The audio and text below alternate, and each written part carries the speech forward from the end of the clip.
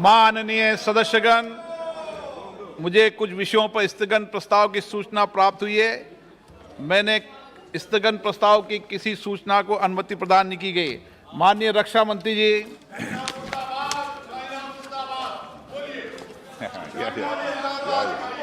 आप बोलिए पाकिस्तान मुर्दाबाद।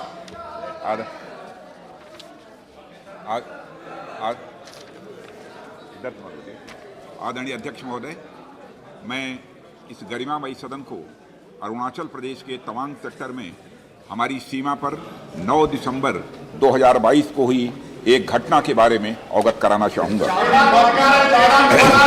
प्लीज स्टेटमेंट के बीच में नहीं बोलते। नो प्लीज, बीच में छुट्टी भी थी।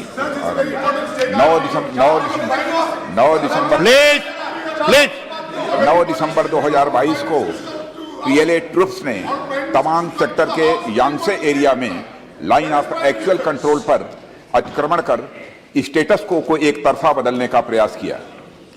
चाइना के इस प्रयास का हमारी सेना ने दृढ़ता के साथ सामना किया है अध्यक्ष महोदय,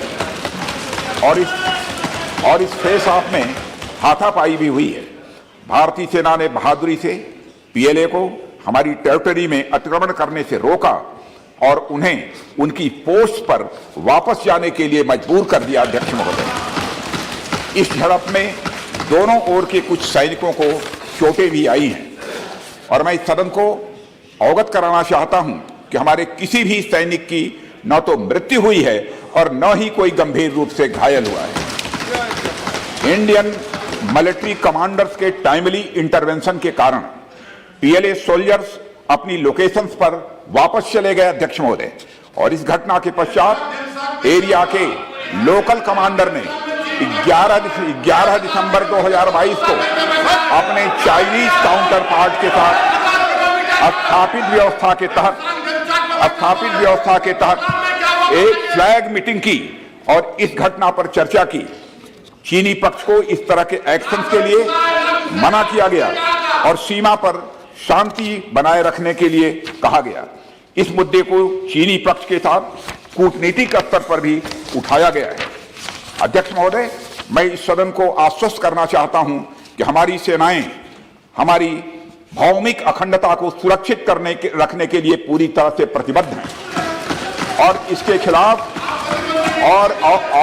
खिलाफ किसी भी प्रयास को रोकने के लिए सदैव तत्पर है हमारी भारत की सेना। और मुझे विश्वास है कि यह सदन हमारी सेनाओं की वीरता और साहस को एक स्वर से समर्थन देगा।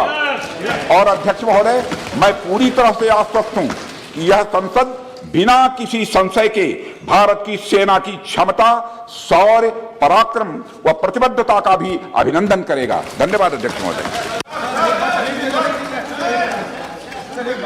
कोई माननीय, आप वरिष्ठ सदस्य हैं, सदन नियमों प्रक्रियाओं से चलता है और नए